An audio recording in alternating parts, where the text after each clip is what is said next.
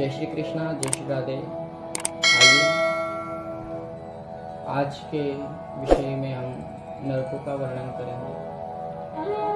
इसे भागवत महापुराण में भी नरकों का वर्णन आया है और गरुड़ महापुराण में भी नरकों का वर्णन है। गरुड़ महापुराण में लिखा है कि कोटि प्रकार के नरक है जिनकी गिनती नहीं हो सकती। ऐसे अद्भुत नरकों का वर्णन गरुड़ महापुराण में किया है। वैसे तो स्वयं भगवान गरुड़ को कहते हैं कि हे गरुड़, जिस प्रकार मनुष्य पाप करता है, जैसा पाप होगा वैसे नरक उसके लिए निर्माण है। ऐसे कोटि प्रकार के नरकों का वर्णन पुराण में लिखा है। नीचे भी नरक होते हैं, ऊपर भी नरक होते हैं। जैसा पाप आप करोगे वैसे नरक में फल भुगतोगे। इसीलिए हमारा निवेदन है, अच्छे कर्म करो। नरक में कोई भी नहीं जाता है।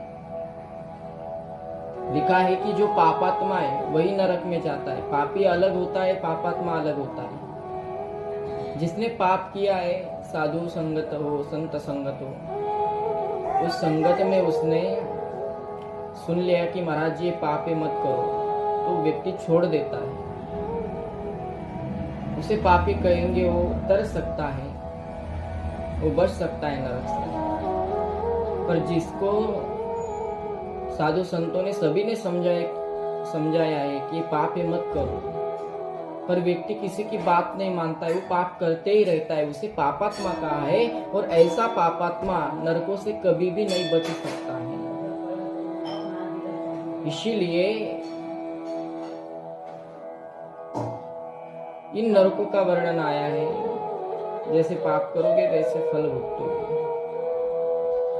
आइए इसी चर्चा में हम आज एक नरक का वर्णन करेंगे।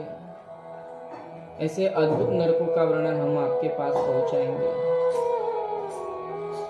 क्योंकि भगवान की भक्ति में जुड़े, भगवान से स्नेह करें, प्रेम करें, यही हम आशा रखते हैं। ऐसे अद्भुत नरकों का वर्णन भागवत में भी आया है, गरुड़ पुराण में भी आया है। आइए उसी में हम एक नरक आज देखते हैं। तत्र यस्तु परावितापत्य कलत्राण्यापहारति सही कालपाशबद्धो यमपुरुषैरति भयानकैतस्तामिश्रे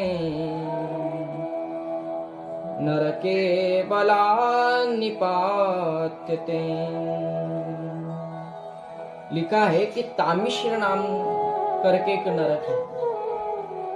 वहां गरुड़ जी ने प्रश्न किया है कि महाराज जी भगवान, इस नरक में कौन से लोग जाते हैं?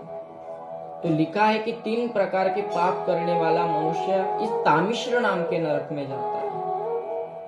अब 3 प्रकार के पाप जो बहुत ही खतरनाक कह सकते हैं, बड़े दुष्कर्मी पाप कह सकते हैं। जिसमें पहला पाप लिखा है, जो पुरुष दूसरों के धन को लुभाड़ता है,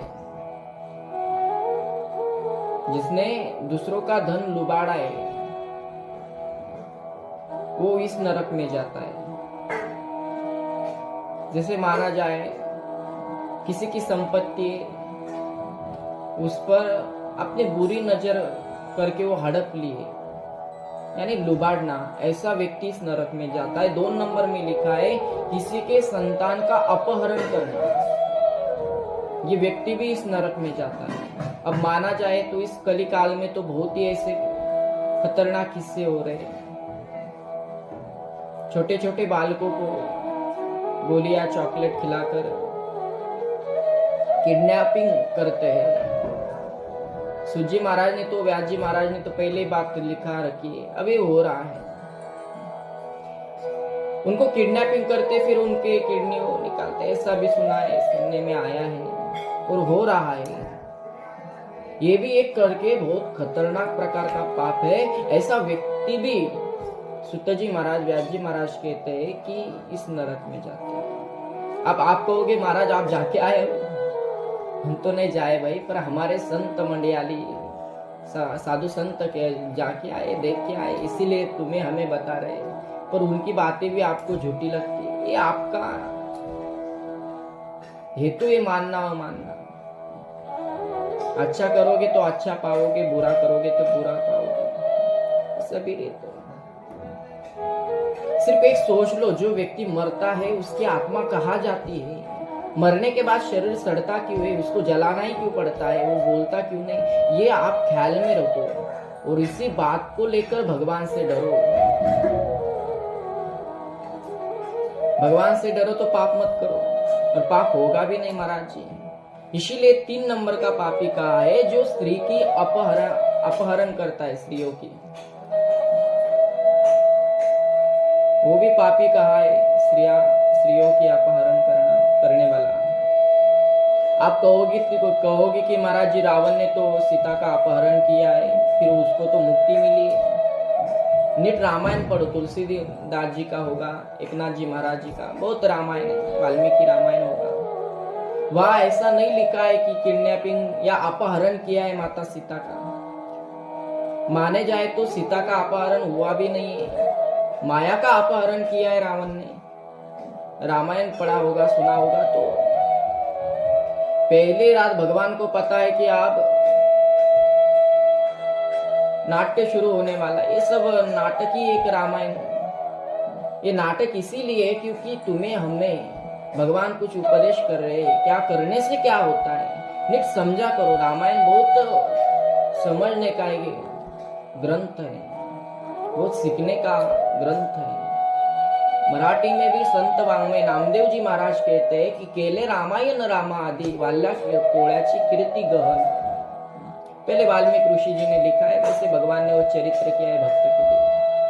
इसीलिए पहले दिन ही माता सीता को अग्नि में रख दिया और माया रूपी सीता निर्माण की। उस माया रूपी सीता को रावण ले गया है, पर वो माँ के नमन करके ले गया है, उसने कुछ भगाया नहीं। बाल आपने देखा होगा सीरियल में, कोई कथाकार भी कथा रंगाने के लिए कुछ भी बोलते हैं। बहुत छोटा हूँ उनसे, मेरे कुछ कहने की बात नहीं, पर हम बताता हूँ कि रावण ने तो नमस्कार किया है, माँ जब तक आप नहीं आओगी तब तक जग के मालिक मेरे श्रीलंका नहीं आएंगे, और जब तक वो लंका नहीं आते तब तक मेरा उद्धार नहीं होता है।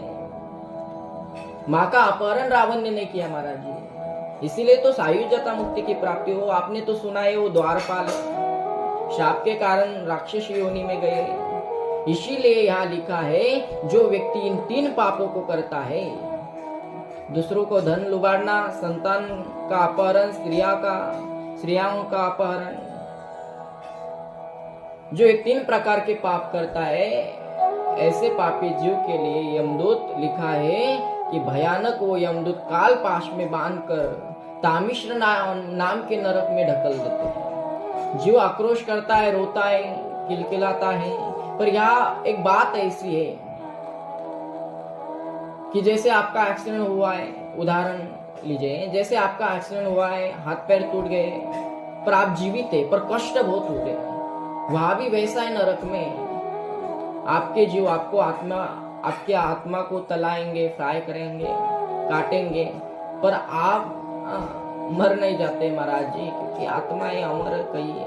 उसको सिर्फ जो वेदना है, संकट है, वो झेलना पड़ता है। बड़े किनकलती है वो आत्मा, किलकिलाती है, बड़ी वेदना उसको होती है, पर जीव मात्र नहीं जाता है। बोले गरुड़ जी महाराज ने पूछा है कि भगवान उसे सजा क्या मिलती है उस तामिश्र नाम के नरक में। तो भगवान कहते, कश्मलामासादित एकदैवं मृच्छामुपयाति तामिश्रे प्राण।